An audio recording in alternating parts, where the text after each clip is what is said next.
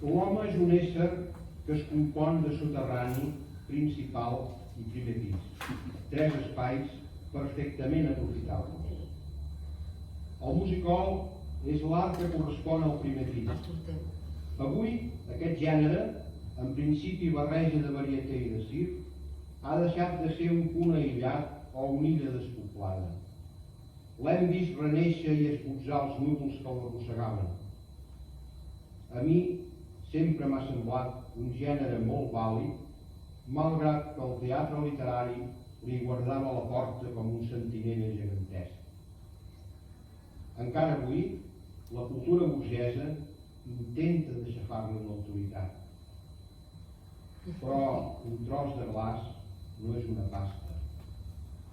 Tanmateix, ni el teatre literari és tan lleó, ni el musical és tan formiga. L'any 1920, el gran Meyerhold ja va fer un ús intel·ligent d'aquest gènere en els seus famosos muntatges experimentals, els primers de la història, que tant van influir Bertolt Brecht, encara que Brecht no mencioni per res el mestre rus.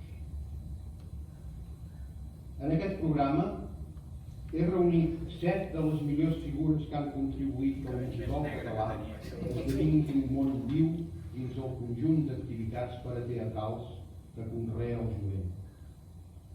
Pep Bou, Tortell Poltrona, Cristalem, Kirman, Selvin, Hausen i Manuel Barceló informaran els vostres capricis.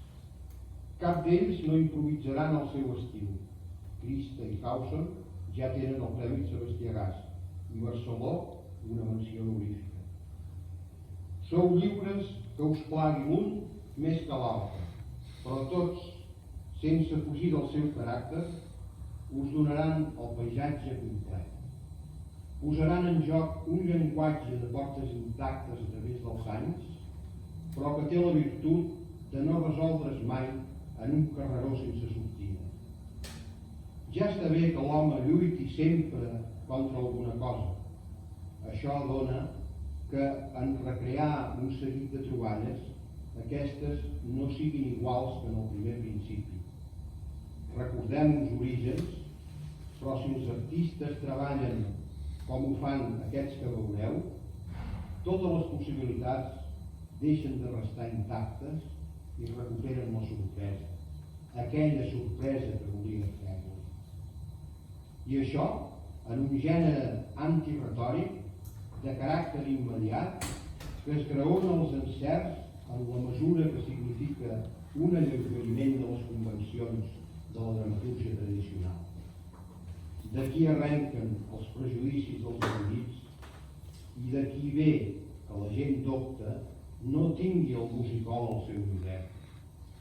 Però deixem-nos de tiranies, rendim-nos a l'evidència i disposem-nos a viatjar sense fugir.